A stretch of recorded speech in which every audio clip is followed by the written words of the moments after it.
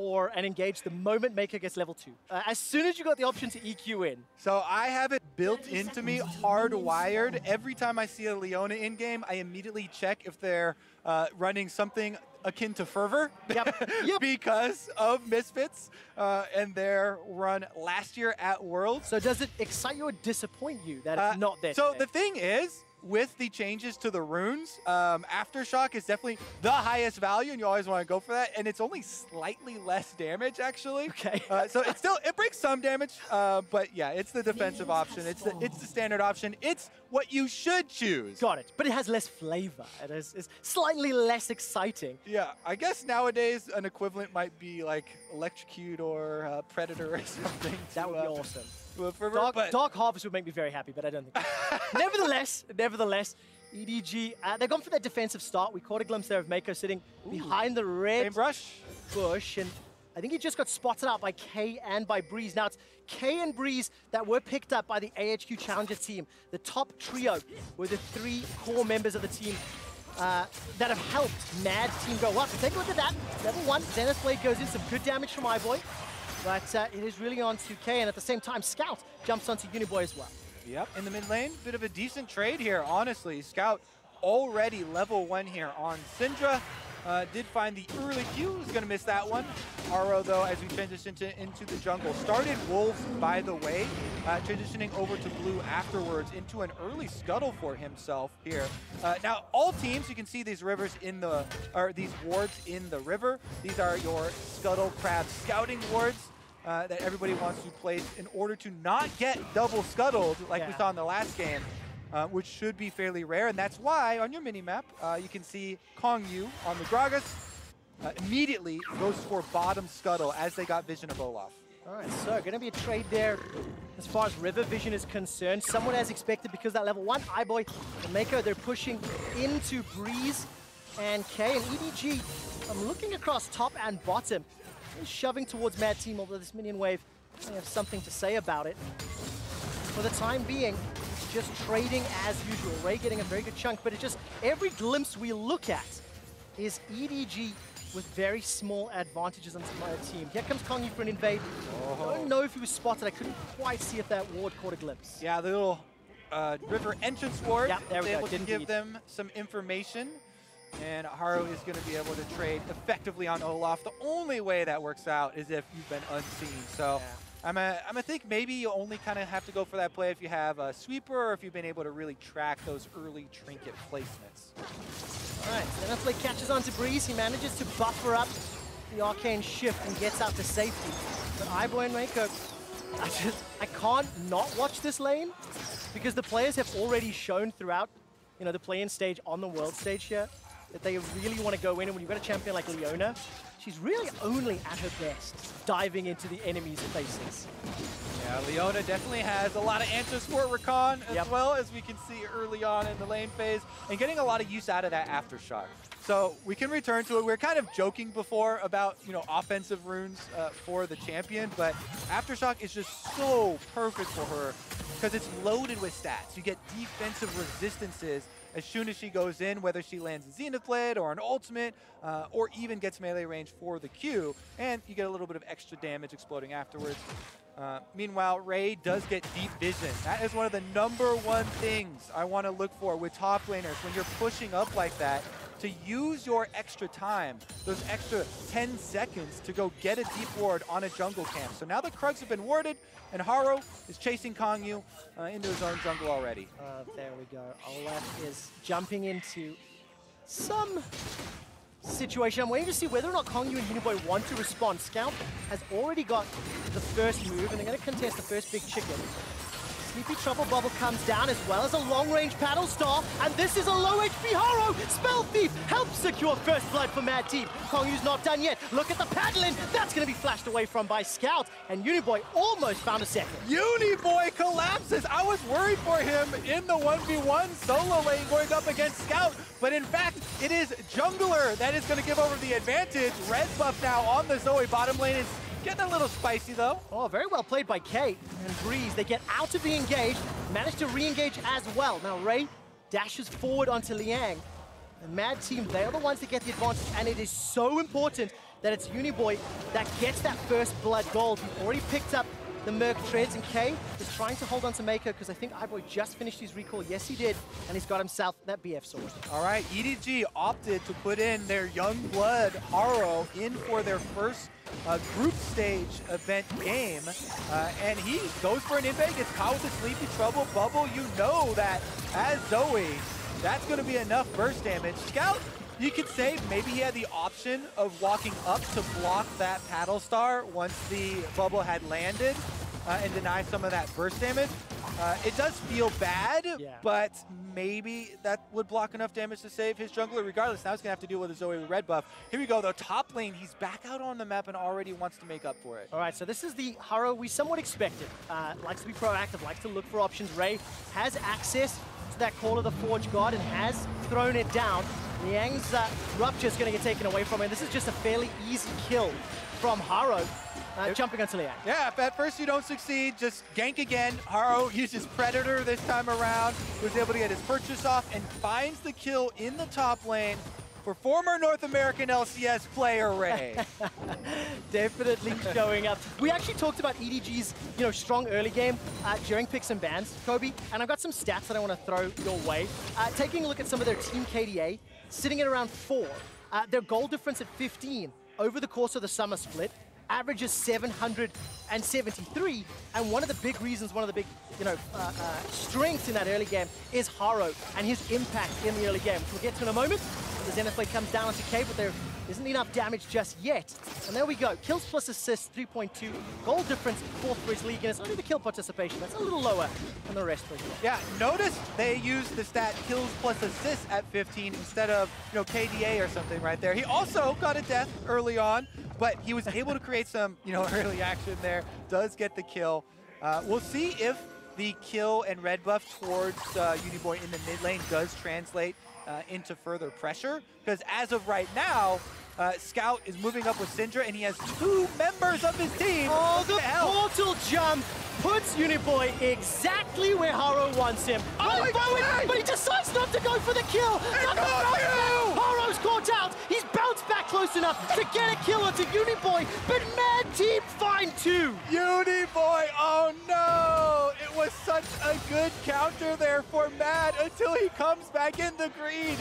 It has happened so many times when the solo laner Trevor wants that kill credit even though they're on low life. Could have walked away, and Kongyu would have been able to finish off that extra kill too. Regardless though, it's still a great counter from Mad, and it's still a 1,000 gold lead over EDG. So let's take a look at this Acer Predator replay and see how it all started out, because EDG started out, we think it's lights out for Uniboy, but he gets down to, 20 HP there? Kongyu flies in like a superhero on Gragas, gets the kill, level 6, pops his ultimate, but Uniboy still close enough for Olaf to be able to just turn around and throw the last axe. You gotta back off, Trevor. You have to do it. Greeding can cause problems, and Kongyu, all credit to this guy. He's up 20 CS over Haro. He's been in the right place at the right time to have 100% kill participation. This was the #1 all-pro jungler for the 2018 LMS Summer Split. Look at EDG, they've got a 4-man stack on this blue buff. That's a gigantic signal. It says back the hell off, Kongyu, and they will secure that one. But Mad Team, they've still got themselves an 800 gold lead. There's a small CS discrepancy in the mid lane, but they're going to be pretty happy with the opening 10 minutes of this lane space. Yeah, I think Mad Team are pretty happy, as far as the early success, especially of their jungler. That right there, though, was a very smart play from EDG. I like their communication. Their bottom lane of iBoy and Mako has been constantly pushing in that of Mad Team and using that bottom lane pressure to go for the invade, get the blue buff again here for the Syndra in the mid lane. Scout already is racking up the CS lead now against the Zoe, and him being level 9 is looking for possibilities to blow him up. Yeah, thankfully the CS discrepancy does not equate to a gold lead. Uniboy's kill plus assist, remember he got that first blood bonus. He's sitting bang on even just behind this minion wave in gold, roughly. And for Mad Team, starting to scale up. We saw that Sheen picked up by K. Breeze making his way towards that first item spike. And, you know, we touched on the Ezreal versus Kai'Sa. It's not quite the same against iBoy, who's already got the Storm Razors, comes into power a little bit earlier, a little bit quicker.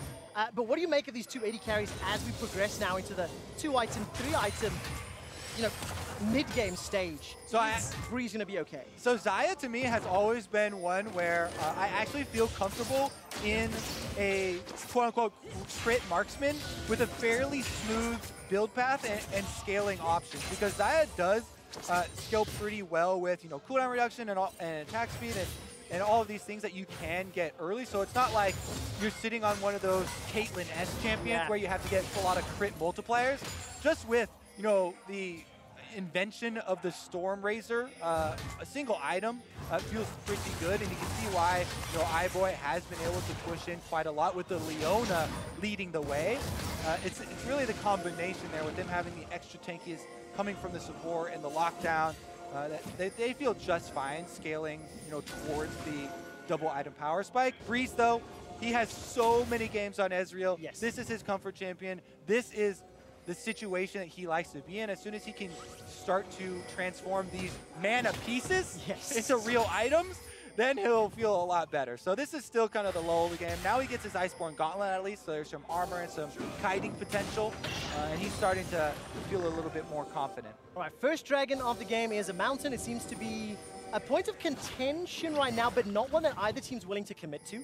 And my eyes are going to be squarely on the team's decision-making as we get to this mid-game. One of the things that both EDG and Mad Team have shown a tendency towards maybe is some questionable decisions in the mid-game, whether ahead or behind. It is one of the points of criticism that we've had around the number 2 seed from LMS, the number 3 seed from the LPL. And for EDG, let's see exactly what they do. They're still down just a couple hundred gold, and they will get an uncontested dragon. Yeah, smart move here from Mad not to contest at all. Look at that vision. It would be face-checking into complete darkness just for an early game mountain trade against a Leona that has a Syndra. Like, that is insane pick potential. It feels like we're some fairly similar, you know, team outlines as far as the last game, where EDG with vision control will threaten multiple long-range stuns that will lock you in place with plenty of damage to follow it up in the Syndra as well as the Leona. So you have to be very careful when you're working for the vision game and use your information accordingly. And I'm going to keep my eyes on Mad Team's flashes. The moment they are unavailable, they became instant targets for Ray and Mako to look to shut down. For the time being, no towers secured yet. 13 minutes in, Mad Team trying to react a little bit. It feels like EDG have made more movements on the map. You know, we keep seeing multiple members moving towards the mid lane or roaming towards the jungle. And only now have Mad started to shuffle their players around just a little. Yeah, it has been EDG with CS leads and pushing leads for most of their lanes for most of the game. The gold lead being very slightly in Mad's favor is again a testament to you know, good timing from jungler as well as the support roam there that K was able to make up towards the mid lane. Yep. But yeah, exactly, you bring up the point though that EDG have been the ones with the pushing lanes, have been the ones trying to set up that vision a little bit quicker, and we'll see if they're able to, you know, convert that into some more proactive plays for themselves. Right now, Kongyu back out into the river trying to fight the good fight of vision and take away some of those opportunities. And of course, one of the guys that definitely leads the way when it comes to decision making on the side of Mad. Look at the item spikes, by the way. One item for pretty much everybody. Uniboy, a little bit of thrift shopping, hasn't yet completed a big ticket item, but will do so very, very shortly. So what does the Mad Team want to do to win? When you've got a Zoe, Ezreal, you know, it feels like keep them at bay and just poke them down until you can take objectives. And you know, what other options do they have to them? Yeah, I feel like you've got to make picks. Make use of the Sleepy Trouble Bubble angles, going over walls, going into river opportunities through the jungle, because as we said again, you have Gragas and Rakan. This is a combination of very good follow-up if one of those Sleepy Trouble Bubbles like that one just fired would land, or even starting off yourselves. But they just don't have the innate stats to pull it off. So when you don't have the raw stats to go head-to-head in a fight, you have to make use of those timing windows and trying to pick people off and maybe a little bit of extra information. And you were talking about some of the resistances there. Scout gets tagged by the Paddle Star, instantly gets chunked down. And of course, just a quick update. Sorry, Kang Ye, that is the jungle for Mad Team. It's not you, as I was saying. Thank you for the update. Kang Ye and Kay now going to get into a little bit of a battle over the Scuttle Crab, waiting for the Solar Flare or a Zenith Blade, some sort of initiation tool from Leona. Decides to hold the trigger, still sitting on Flash. And it's just a contest for objectives. The towers still standing everywhere as AD carries have now swapped to top lane, and Ray and Liang are now in the bot lane. We saw them trading just a moment ago. Yeah, you can tell the fight over the vision of the river is paramount, because that's where all of these plays that we keep trying to set up are going to come from. Now, you also need to take stock of the durability of the towers. Yet, the one in topside is the most healthy for Mad Team. Mid and bottom are very close to falling. So EDG have slowly been wearing away. In addition to the CS leads that they've gotten in their lanes, they've also gained some tower damage. On top side, Breeze is able to survive for a few seconds longer, but not much longer, as the undertow from Haro comes over the wall. I thought the Arcane Shift had it, but he did not. Arcane Shift and Flash from Breeze cannot keep him alive. The Leona combination does find him, and EDG get another kill for themselves. So those towers that we just mentioned might start to fall. It's going to start toppling like dominoes. And of course, there's a couple of pings there onto the Rift Herald as well. Haru's already in position with Scout coming up for support. So this will be another objective, another tool that EDG can twist as they take lead of the game at 17 minutes. There's no contest here from Mad Team. They were all recalled, they were all back, so a big swing in control for Edu. In addition to no contest on top side, there's also nothing that Mad Team can trade on the weak side of the map. Yep. Because EDG were already in control of the Dragon. They took the Mountain Drake first before rotating to the top side of the map. They get to check all of the boxes here. Unanswered kill, unanswered tower, and the Rift Herald collected as well. So a worthy investment of 4 players up to the top side of the map. Here we go, is Mako's initiation, even with him getting away from the Solar Flare from Mako and getting out of the combination. iBoy was able to stay in distance, just running at him, finishes up the damage, and EDG happy to find the last hit. Yeah, find the last hit, take control of the game. They were down in gold, now they're up. Swung that one around with the Rift Herald as well. That will be another tool that allow them to just extend this lead further. You mentioned the tower HP, Kobe. Mid and bottom is very, very low. Plus there's a Mountain Drake to contest for, so EDG have got a plethora of objectives to play around, and it really just feels like they can pick and choose which lane they want to focus on before they go for Dragon. Exactly, and with this setup, having a teleport ready on Ornn, the options are everywhere for themselves. It's another Mountain Drake, so they would probably rather have a more explosive Drake, but Mountain number 2 would mean that they could honestly 20-minute a Baron here. Yep. So Rift Herald is using mid lane to try and take this tower down and open up the map for themselves a little bit more, try and get some deeper wards into Mad Team's jungle to allow them to threaten the Syndra as well as Ornn long range start to a fight. Well, that chunk was pretty sizable in the mid inner turret, and now EDG have got positioning. Solar Flare is available as well. I'm looking for a target. That's a stun onto K. He uses the cleanse, hops over the wall, waiting. Leanna to go in, did not decide to do so instead. EDG again backing away. Look, there's 100 million pings on this Mountain Drake. Very clear the objective they want to fight around. All right, Kang is actually moving into position here as the rest of Mad Team are coming through the jungle, and Breeze getting some poke damage with the Ezreal. Of course, the longer EDG are in the pit, the happier Mad Team are going to be. Ezreal and Zoe, they want to get the poke down. Call of the Forge God comes out, but Breeze is able to Arcane Shift over the wall. That's the engage with the quickness of the knocker. K jumps back out. Liang is left in the middle of the team as Mad simply cannot get close enough. The Paddle Star goes in between EDG, but there's no goal scored. Body slam interrupted. Liang manages to pick one up onto Mako. Mad Team continue to chase forward. Here comes Uniboy. He's flashed forward, used that spell thief as well. And they're going to back away. Mad Team win the fight and get the Dragon. Huge team fight for Mad Team because they're able to put a stop to Mountain Drake number 2 with Baron right about to enter the map here. They get some gold back for themselves, plus they get the Elemental Drake buff, and they get a little bit of breathing room to push out their lane. How good was K's engage? Because it felt fantastic to me. Caught 3 or 4 people with the quickness, as well as the knockup in just a moment. Well, let's take another look here, Trevor, because the timing comes through with the teleport. It's a good initial disengage here. You see Flash and Arcane Shift get Gragas and Ezreal both away from the initial movement. And then, as you said, Kay goes in with the Recon to set them up. They've held Gragas Ultimate this whole time, though. And it's all about the bubble landing, forcing the re-engage here, allowing the setup for Gragas combination to find the kill. After that, they try and take a little bit with the flash, but it's enough to earn them the objective and put a stop to EDG racking up all of these consecutive victories. 21 minutes into the game, and Mad Team are down 1,000 gold. It does not feel like EDG have a significant sort of lead, but you can feel the moment some of these initiation tools are used, every single thing is thrown into the team fight, and whichever team connects more spells feels like is who's going to win out in the trade. Vision contested, and as you mentioned, one mountain apiece. Baron will definitely be a point of contest for the coming minutes. Yeah. After they get back onto the map, though, again, instantly EDG pushing up both side waves, and they might be able to get the last outer turret for themselves as well. Ray on the bottom side with the orange push it all the way into the turret, while the rest of EDG are threatening around Baron in the consistent vision game.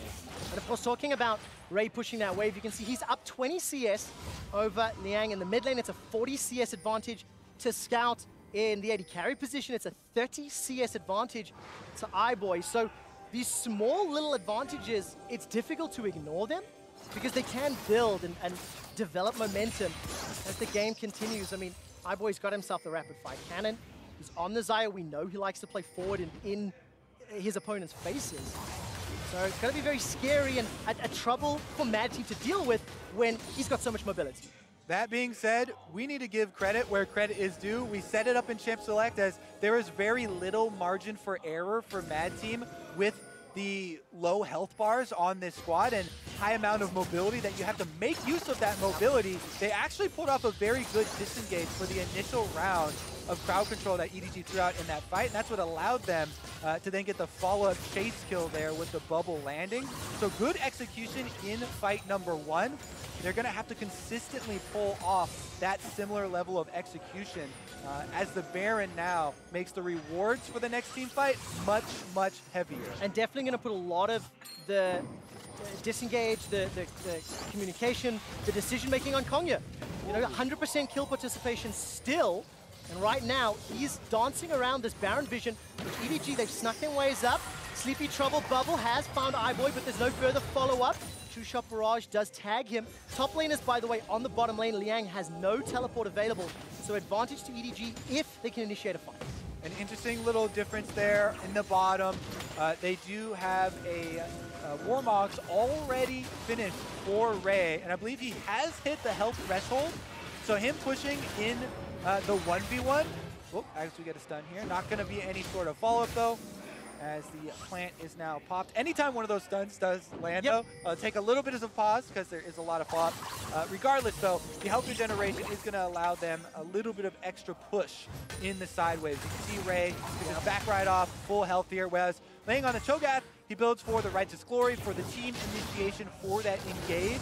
Give them a little bit more stability to the team fight, because you can pop Righteous Glory on Cho'Gath to get in there and force the fight, get you the gap closer that you really need, that Cho'Gath is kind of missing from his kit, where you can more easily land those abilities like Rupture that are very critical. Well, it's 25 minutes coming close to it, and Mad Team, they've been able to fend off some of the initiations that EDG have put together, and quite like Zoe Ezreal options as we get later into the game, on the condition they have their flashes up and they can avoid this all-in power and the CC that comes from Ornn, from Syndra, from Leona. You can see Haro and Scout.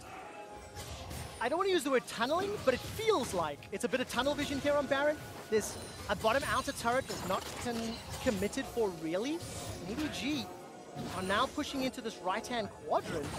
They continue to step forward. Sleepy Trouble Bubble will find Reiko. There's no further follow-up. Decent enough damage. But again, nothing enough for Mad Team to actually feel confident on an engage. I take that back! Kay decides to jump back in. That's a defensive flash. Here comes Liang. Remember, he had no teleport, so he's run all the way up. The rupture will force Ray to flash, but now Scout has joined the fight. And that was only with 4 members. They didn't even have Zoe there. The re-engage is up. Oh yeah, but all the damage is on Liang. This is good for Mad Team. There's the body slam. Featherstorm comes up. They managed to find themselves a kill onto Ray. 5 versus 4, and Mad Team are looking for more. Scout, Haro, and Maiko, they're going to hang out inside their jungle. Do Mad start the Baron or not? And the question right now is no.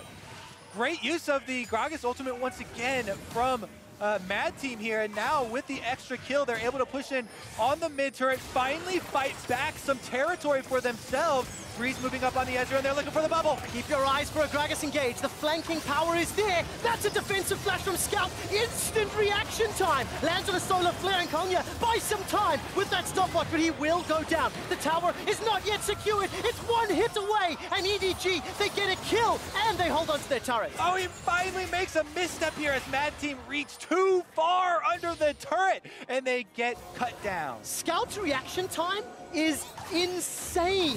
Gragas showed for a millisecond, but here comes Uniboy. He blows up Scout with a long-range paddle star, and this is now 2 teleports coming down. Ray has jumped into the fray. Breeze has got flash available once more. Gets tagged by the first part of the Forge God, but not the second. Uniboy looks forward. There goes the Sleepy Trouble bubble. Two-shot barrage won't find any targets, and Mad Team maintain control for now. Yeah, great reaction, but can't react to that one. Uniboy is able to get in, gets another kill for themselves, and we're back to a stalemate here. Both teams trying to reset to push out their opposite waves. Ray heads to the bottom side, while Uniboy is trying to clear up top. And let's take another gander at this team fight. Gragas tried to get in.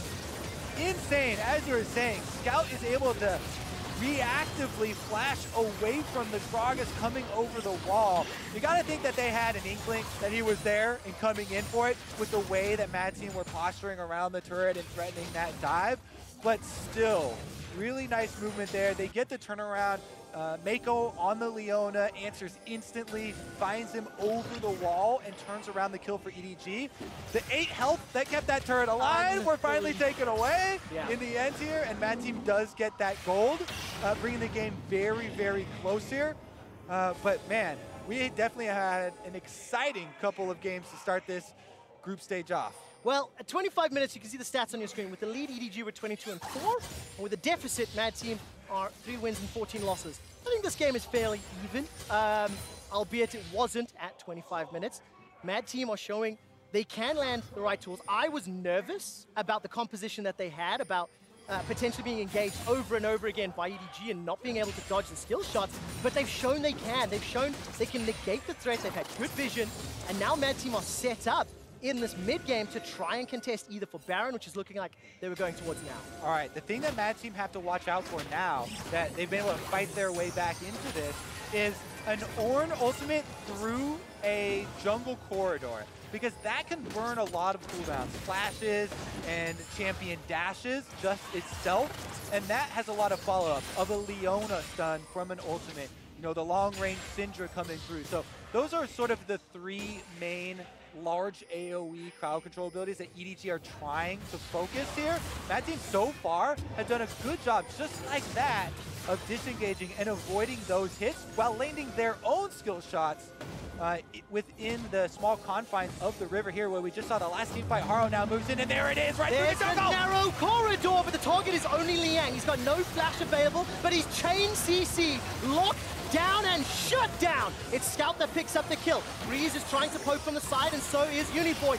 Mako gets obliterated. Here comes Konya, gets the barrel down. So far it's a 1-for-1. He's going in! Looks for the knockup, but he will only find Ray. K goes down, taken out by iBoy, but the damage is drastic, and a Sleepy Trouble bubble sets Scout up to get dunked down. Here comes Breeze, hopping forward with an arcane shift off arcane shift. Finds Ray, Horus down.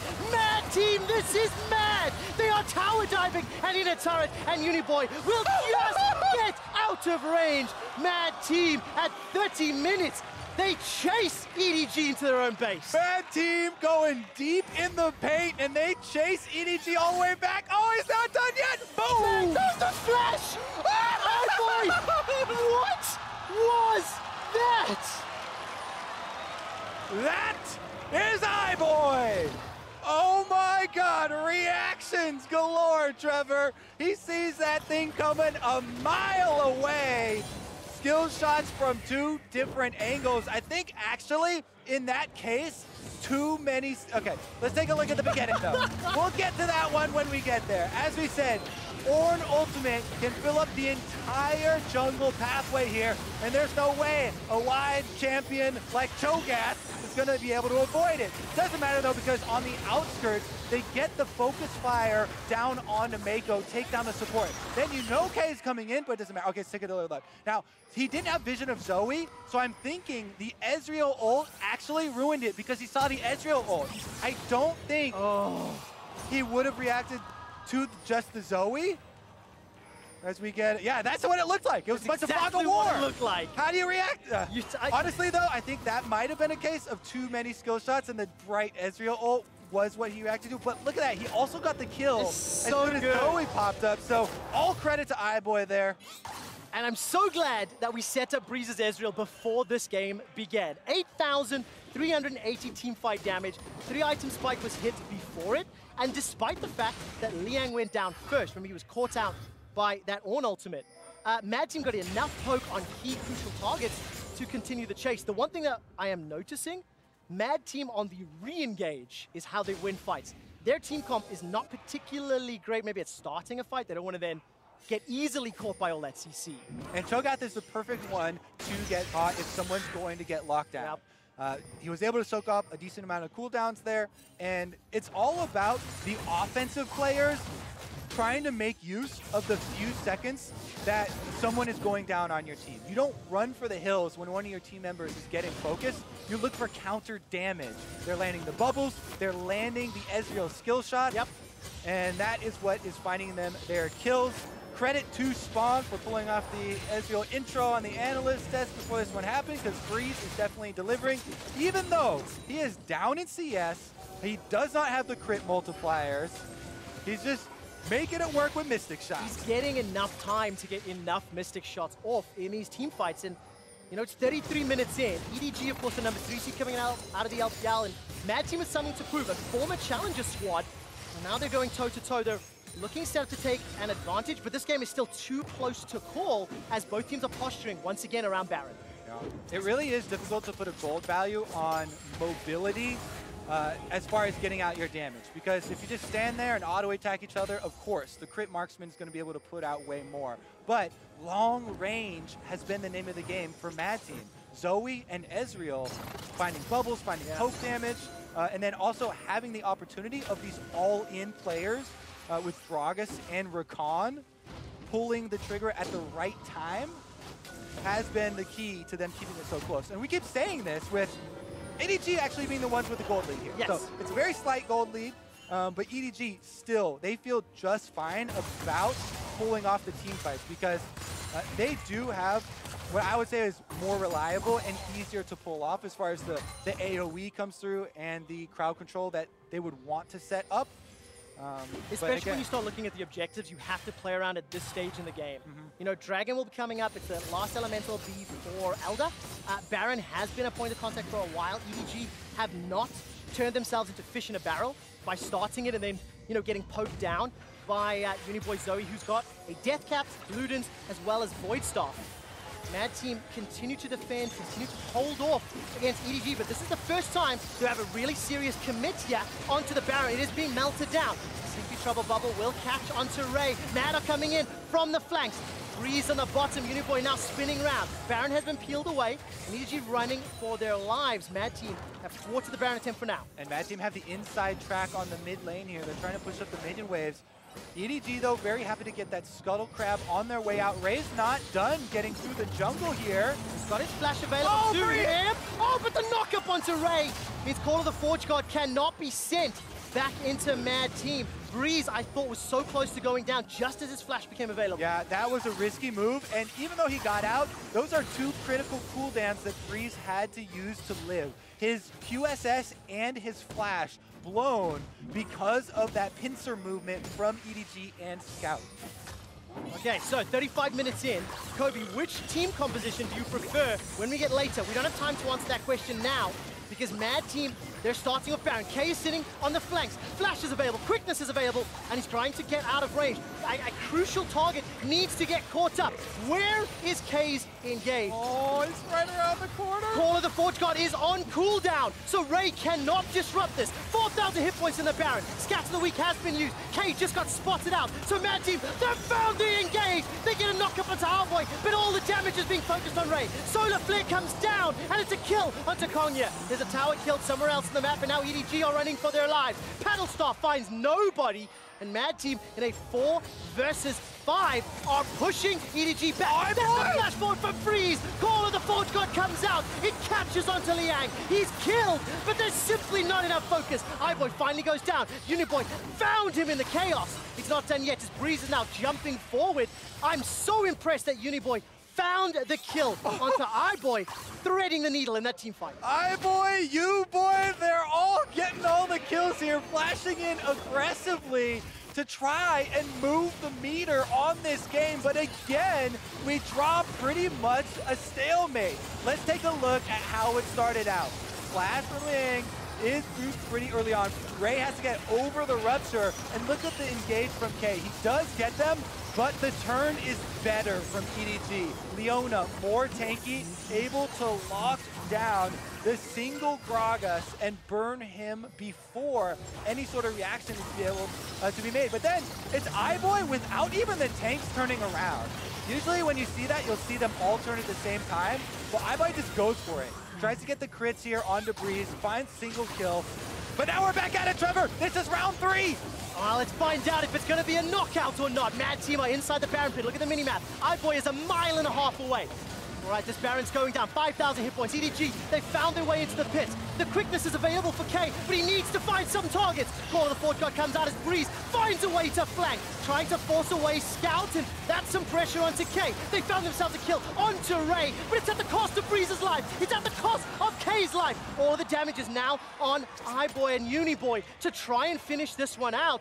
But the Baron is stopped, the Baron is thwarted. It's a 2-for-1 in favor of EDG. A single member advantage here from EDG means they have the run of the map. They can push up the mid lane, they can collect the Cloud Drake, or they can return to the Baron, Trevor. And that was such a good split from EDG in that team fight. They had 3 members chase up to the top side to get the extra kill, while it was just iBoy fending for himself with the Xayah in the river, holding off 3 members, buying time for this setup. Do you believe it can be stolen? There's no feast available. Konya's got himself a flash as well as that body slam. Sleepy Trouble Bubble allows a secure of the rupture. Crucially, Baron has been reset. Mad Team have done enough for now. iBoy looking for a fat man. Gets a couple of autos down as the Solar Flare slows down Uniboy. He's got no flash available. Goes golden, but here comes K. Quickness is on cooldown. Uniboy gets burst down and blown up by iBoy. The Call of the Forge God comes out. That's a double already as EDG are looking for the advantage. A shutdown onto Liang. K and Breeze are running for their lives. It's a 4-for-1. 3-for-1 correction, as the minions are helping out K and they're helping out Breeze. The Baron has been stopped if there's any solace to be found. And EDG, they once again turn. They once again go back. Round 3, won by EDG. EDG minions are also doing work. Look at the giant minion waves of both sides that have built up. Those are almost 4 minion waves worth of cannons stacked up, trying to take down the inhibitor turrets themselves. That will allow EDG to finally get some alone time with the Baron. Kobe, this feels like the final difficulty of Odyssey, where you spend forever fighting in just one area of the map. EDG will get an uncontested Baron after what feels like an eternity of challenging for it. And you can hear the fans in Busan as EDG get their first significant advantage in 40 minutes of game time. What a well-fought Baron dance, my friend. That one was exhausting. And now it will be a completely different game. Let's take another look at the latest chapter, though, because this was a spicy one. This was EDG returning to the scene of the crime. They go all in on Uniboy. And look at Ray. When he teleports in with this Ornn, lands the ultimate easily through all surviving members. Then, on the outside, the only one left with any sort of damage is Breeze. They took down the Zoe at the beginning and took out the possibility of that big burst damage that was keeping Mad Team getting a lot of these counter kills throughout the team fights. But now, it is EDG stacked up with Baron buff, looking to get inside Mad Team's base. And it's so difficult for Mad. Ezreal and the Zoe and a Cho'Gath as your primary forms of wave clear. They're doing a decent enough job here in the mid lane, but look down bottom. EDG have managed to push fairly sizable minion wave down there. Breeze playing very far forward. He's got flash available to him. And trying to get some semblance of control back in this game. Now remember, all of Mad Team's fights that have looked very good for them is when they have dodged the initial engage and then re-engaged with the power of that Cho'Gath, with the power of the Gragas. There's no room for error, but there is possibility for them to win some team fights in this game. Mako manages to find a Zenith Blade onto Liang, who's got about 10 bajillion hit points. Yeah, the Stone Plate used is a really big cooldown, actually. Stone Plate adds quite a few seconds to the survivability of one of the frontliners. At this stage in the game, a lot of the DPS can actually cut through him without it.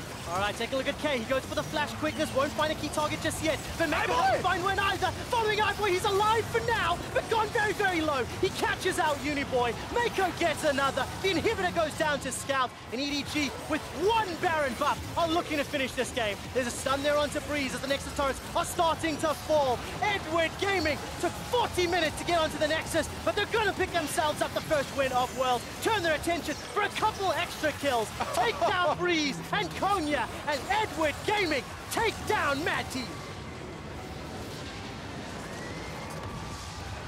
That was one hell of a game, Kobe. The crowd still going wild over what must have been 20 minutes of Baron fights, Baron skirmishes, Vision Wars, the River Odyssey that we had. It has been a long time since I have